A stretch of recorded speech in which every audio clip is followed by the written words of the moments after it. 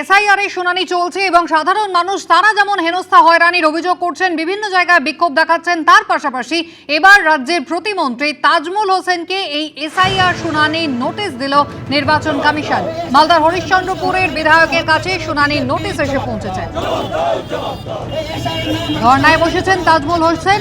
হরিশ্চন্দ্রপুর ১ নম্বর block অফিসের সামনে তিনি ধর্নায় বসেছেন। তোমায় দিতে হবে, নইলে গদি ছাড়তে হবে। নামে সাধারণ মানুষকে হয়রানি করা হচ্ছে কেন? বিজেপি জবাব দাও, জবাব দাও, জবাব দাও। জবাব তোমায় দিতে হবে, নইলে গদি ছাড়তে হবে। জবাব তোমায় দিতে হবে, নইলে গদি ছাড়তে হবে। নামে সাধারণ মানুষকে ব্লকে ডেকে ডেকে হয়রানি করা হচ্ছে কেন? বিজেপি জবাব দাও, জবাব দাও, জবাব দাও। এই কেন দাও, জবাব দাও, জবাব দাও। এই কলকাতা থেকে অবজারভার পাঠানো হয় ধন্যবাদ। গতকাল রাত্রে আমি যখন দেখতে পেলাম আমার মোবাইল খুলে যে আমার নামে আবার হিয়ারিংটা এসছে, হিয়ারিং অর্থাৎ আমার কাছে এই নোটিশটা এসছে। এই নোটিশ আসার ফলে আমি খুবই ক্ষিপ্ত, কারণ যে আমি 1978 সাল থেকে আমি একজন পঞ্চায়েত থেকে দাঁড়িয়ে 2003 সালে নির্বাচিত হলাম। আবার 2006 সালে আমি বিধায়ক হিসাবে দাঁড়িয়েছিলাম। আমাদের যে নির্বাচন যে কমিশন যে আছে, সেই নির্বাচন কমিশন সমস্ত রকম ডকুমেন্টস আমার দেখা সত্ত্বে তারপর আমি দাঁড়িয়েছিলাম ভোটে। যদি কোথাও যদি খুঁত থাকতো, কোনো ভুল থাকতো, তাহলে অবশ্যই আমি দাঁড়াতে পারতাম না। তা সত্ত্বেও এখন আজকে আমাকে হিয়ারিং করতে হচ্ছে। আমি এখন 2026 4বার আমি প্রতিনিধি এখানে দাঁড়িয়েছি এবং 3বারের বিধায়ক। তা সত্ত্বেও আমাকে হয়রানির শিকার। তাহলে বুঝতে পারছেন যে আমাদের সাধারণ মানুষের অবস্থা কি হচ্ছে। তাজমুল হোসেন তিনি হচ্ছেন রাজ্যের বস্ত্র এবং সংখ্যালঘু উন্নয়ন দপ্তরের প্রতিমন্ত্রী। তাকে ডেকে পাঠানো হয়েছে এসআইআর এর শুনানিতে। আর একদিকে তিনি যেমন ক্ষোভ প্রকাশ করেছেন, তার পাশাপাশি তিনি কিন্তু হরিশ্চন্দ্রপুর 1 নম্বর ব্লক অফিসের সামনে ধর্নাতেও বসেছেন। কথা বলবো আমাদের প্রতিনিধি সমুখ লাহিড়ী আমাদের সঙ্গে রয়েছেন টেলিফোন লাইনে। সমুখ, ক্ষোভের বহিঃপ্রকাশ একেবারে ঘটলো ক্যামেরার সামনে, আমরা শুনলাম, কিন্তু তিনি ধর্নায় কেন বসেছেন, কি দাবি করছেন? দেখো, তাজমুল হোসেন দীর্ঘদিনের মালদার হরিশ্চন্দ্রপুরের বিধায়ক এবং বর্তমানে তিনি রাজ্যের প্রতিমন্ত্রী রয়েছেন এবং তিনি তার অভিযোগ তাকে রাজনৈতিকভাবে হেনস্থা করার জন্য এই নোটিশ পাঠানো হয়েছে এবং এরই প্রতিবাদে মালদার হরিশ্চন্দ্রপুর 1 নম্বর ব্লক যেখানে হিয়ারিং চলছে সেখানেই তিনি গিয়ে এখানে ধর্নায় বসেছেন এবং সেখানে স্থানীয় তৃণমূল কর্মী সমর্থক এবং নেতৃত্ব যারা রয়েছেন তারা লাগাতার বিক্ষোভ দেখে যাচ্ছে। তাজমুল হোসেন জানিয়েছেন এর বিরুদ্ধে তিনি পথে নামবেন। তাকে রাজনৈতিক হেনস্থা করার জন্যই এই ধরনের নোটিশ পাঠানো হয়েছে এবং এর পেছনে রয়েছে বিজেপি। পাল্টা বিজেপির পক্ষ থেকে দাবি করা হয়েছে যে তাদের নেতৃত্বকেও এবং তাদের নেতৃত্বের আত্মীয়কেও নোটিশ পাঠানো হয়েছে, কিন্তু তারা কোনো কিছু বলেননি এই নিয়ে। সেক্ষেত্রে কোনো কাগজে গড়মিল রয়েছে আর সেই কারণেই নোটিশ পাঠানো হয়েছে। যা জানিয়েছে বিধায়ক যে তার বাবার নাম যে ছিল 2002 সালে দিদার বক্স, তার বাবার নাম ছিল, সেটাই আসল নাম, কিন্তু পরবর্তী সময় দেখা যায় তার বাবার নাম হয়ে যায় দিদার হোসেন। তিনি নির্বাচন কমিশনকে জানিয়েছিলেন নামটা সঠিক করে দেওয়ার জন্য, কিন্তু তারা কোনো গা করেনি। এরপরে তিনি বেশ কয়েকবার নির্বাচিত হয়েছেন, তার পাসপোর্ট রয়েছে, অন্যান্য যে কাগজপত্র সবকিছুই রয়েছে। তাকে রাজনৈতিকভাবে হেনস্থা করার জন্যই এই নোটিশ পাঠানো হয়েছে বলে তিনি অভিযোগ করেছেন। কুসুমিতা, ধন্যবাদ। নিউ টাউনে স্বর্ণ ব্যবসায়ী স্বপন কামিল্লা খুনের ঘটনায় সুপ্রিম কোর্টে ধাক্কা খেলেন জলপাইগুড়ি রাজগঞ্জের বিডিও প্রশান্ত বর্মন। 23শে জানুয়ারির মধ্যে বিডিও প্রশান্ত বর্মনকে আত্মসমর্পণের নির্দেশ দিল সর্বোচ্চ আদালত।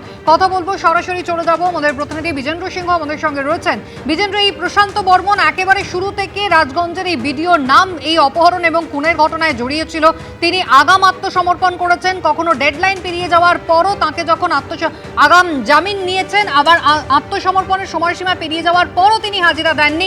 নিম্ন আদালতে এমনটা বারবার দেখা গেছে। সর্বোচ্চ আদালত আজ কি নির্দেশ দিল? দেখো, সর্বোচ্চ আদালতে প্রশান্ত বর্মন এসেছিলেন কলকাতা হাইকোর্টের রায়কে চ্যালেঞ্জ করে। কলকাতা হাইকোর্ট যে অ্যান্টিসিপেটরি বেল তিনি পেয়েছিলেন নিম্ন আদালত থেকে, সেটাকে রিজেক্ট করে দিয়েছিল কলকাতা হাইকোর্ট এবং সেটাকেই চ্যালেঞ্জ করে সুপ্রিম কোর্টে দ্বারস্থ হয়েছিলেন প্রশান্ত বর্মন। তার জন্য তার আইনজীবী আজকে মুকুল রোহতগি অ্যাপিয়ার করেন এবং তিনি বলেন কি এটা কি বিশ্বাসযোগ্য কি ব্রড ডেলাইটে একজন বিডিও তার অফিসিয়াল গাড়িতে গেলেন স্বর্ণ ব্যবসায়ীর ওখানে এবং সেখানে ক্যামেরা ফুটেজ রয়েছে, ব্রড ডেলাইটে তাকে তুলে নিলেন, অপহরণ করে নিলেন এবং তারপরে তার খুন হয়ে গেল। এটা কি কেউ বিশ্বাস করতে পারে কি কলকাতায় এটা ব্রড ডেলাইটে হয়েছে? কিন্তু যখন রাজ্য তরফ থেকে তার রাজ্য তরফের আইনজীবী বক্তব্য রাখছিলেন, তিনি বলেন কি প্রথমে তারা 5 জনকে অ্যারেস্ট করেছিলেন এবং এই যুক্তিও ছিল মুকুল রোহতগির আইনজীবীর কি প্রথম তাকে কেন অ্যাকিউজ করা হয়নি, প্রথমে কেন তাকে অ্যারেস্ট করা হয়নি বা প্রথমেই কেন তৎপর হয়নি রাজ্য পুলিশ, সেটা নিয়েও বক্তব্য ছিল মুকুল রোহতগির। কিন্তু রাজ্য সরকারের তরফ থেকে বলা হয় কি প্রথমেই তারা যখন তদন্ত করতে নামেন, সিসিটিভি ফুটেজ দেখা হয়, সেখানে 5 জনকে অ্যারেস্ট করা হয়। একজন অ্যাকিউজড বলেন কি প্রশান্ত বর্মনই এখানে মেন ছিলেন লোক যার যে হত্যা হলো স্বর্ণ ব্যবসায়ীর, এবং তার সঙ্গে সঙ্গে 164 স্টেটমেন্ট রয়েছে, সিসিটিভি ফুটেজ তাদের কাছে রয়েছে, এবং তারপর দেখা যায় কি তিনি অ্যান্টিসিপেটরি বেল লোয়ার কোর্ট থেকে নিয়ে নেন এবং সেটাকে চ্যালেঞ্জ করা হয় কলকাতা হাইকোর্টে পুলিশের তরফ থেকে, এবং কলকাতা হাইকোর্ট তাদের পক্ষে রায় দেয়। এখন যখন সুপ্রিম কোর্টেতে নিয়ে এসছেন, আরও একটা নতুন করে অভিযোগ জমা পড়েছে সুপ্রিম কোর্টের কাছে। স্বর্ণ ব্যবসায়ীর পরিবারের তরফ থেকে যারা আইনজীবী ছিলেন তারা বলেন কি 4 ডিসেম্বর তিনি ফোন করেছিলেন প্রশান্ত বর্মন যে হত্যা হয়েছে যে স্বর্ণ ব্যবসায়ী তার পরিবারের সদস্যদেরকে, এবং হুমকি দেওয়া হয়েছে। 8 তারিখ তারা থানায় অভিযোগও জমা দিয়েছেন। এই মুহূর্তে পরিবার উড়িষ্যাতে রয়েছে, তারা এতটাই ভয় রয়েছে তাদের কি যদি তারা কলকাতায় থাকেন বা পশ্চিমবঙ্গে থাকেন হয়তো তাদের উপর হামলা হতে পারে, এইও আশঙ্কা করা হচ্ছে পরিবারের তরফ থেকে। এই বক্তব্যগুলো শোনার পর সুপ্রিম কোর্ট আজকে কুসুমিতা কলকাতা হাইকোর্টের রায়টাকে বহাল রেখেছে, যে অ্যান্টিসিপেটরি বেল খারিজ করেছিল কলকাতা হাইকোর্ট সেটাকে বহাল রেখেছে, কিন্তু একটা নতুন টাইমলাইন সেট করে দিয়েছে, একটা নতুন টাইমলাইন স্টেপুলেট করে দিয়েছে কি 23শে জানুয়ারির আগে সারেন্ডার করতে হবে প্রশান্ত বর্মনকে কনসার্ন আদালতে, এবং সেই আদালতে রাজ্য সরকারকেও রাজ্য পুলিশকেও আজকে লিবার্টি দিয়েছে সুপ্রিম কোর্টকে, তারা কাস্টাডিতে নেওয়ার জন্য সেখানে অ্যাপ্লিকেশন মুভ করতে পারেন, এবং প্রশান্ত বর্মন সারেন্ডার করার পর রেগুলার বেলের জন্য কোর্টের কাছে অ্যাপ্লাই করতে পারেন। এবং আমরা দেখলাম কি হিয়ারিং হয়ে যাওয়ার পর যারা আইনজীবী ছিলেন স্বর্ণ ব্যবসায়ীর পরিবারের তরফ থেকে তারা জানিয়েছেন কি তারা স্বস্তি পেয়েছেন আজকে কিছুটা, যেহেতু তারা ভয় পাচ্ছিলেন কি যেভাবে হুমকি তাদেরকে দেওয়া হচ্ছে, এখন তারা মনে করছেন কি এখন রাজ্য যখন সে সারেন্ডার করবে 23-এর আগে, তখন রাজ্য পুলিশ তাদেরকে কাস্টাডিতে নেবে, এবং তবে হিয়ারিংগুলো যে কলকাতায় হবে সেখানে তারা অ্যাপিয়ার করতে পারবেন কি পারবেন না সেটা নিয়েও তাদের মনে একটা আশঙ্কা রয়েছে। এখন দেখতে হবে কুসুমিতা 23 তারিখ যখন ডেডলাইন ফিক্স করে দিয়েছে এখন সুপ্রিম কোর্ট, তার আগে কখন সারেন্ডার করছে বিডিও প্রশান্ত বর্মন, এবং পুলিশের তরফ থেকে তাকে রিমান্ডে নেওয়ার জন্য কী নতুন তথ্য সেই কোর্টে দেওয়া হচ্ছে যখন সে সারেন্ডার করবে, এবং নতুন বেল অ্যাপ্লিকেশন যখন মুভ করছে প্রশান্ত বর্মন, সেক্ষেত্রে রাজ্য পুলিশের কী মনোভাব থাকে সেটা দেখার বিষয়। তবে অ্যান্টিসিপেটরি বেল নিয়ে যে অর্ডার দিয়েছিল কলকাতা হাইকোর্ট সেটাকে বহাল রেখেছে সুপ্রিম কোর্ট, নতুন ডেডলাইন ঠিক করে দেওয়া হয়েছে 23 তারিখ অর্থাৎ শুক্রবারের আগে কনসার্ন আদালতে প্রশান্ত বর্মনকে সারেন্ডার করতে হবে। একেবারেই বিজেন্দ্র, ধন্যবাদ। অভিযোগকারীর আইনজীবী কি জানিয়েছেন দেখুন।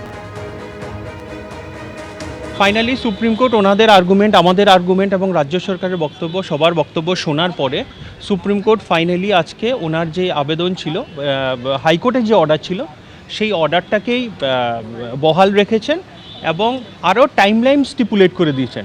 23 জানুয়ারির মধ্যে ওনাকে সারেন্ডার করতে হবে বিফোর দ্য কনসার্ন কোর্ট। তারপর উনি অ্যাপিয়ার করার পর স্টেট গভর্নমেন্ট যদি কোনো remand application for custody apply করে সেটাও কোর্ট কনসিডার করবে ম্যাজিস্ট্রেট, আর উনি যদি বেল অ্যাপ্লিকেশন ফাইল করেন সেটাও কোর্ট কনসিডার করবে। This is the technical issue. So finally he has no other relief except to surrender before the magistrate. ABP Ananda, এগিয়ে থাকে, এগিয়ে রাখে।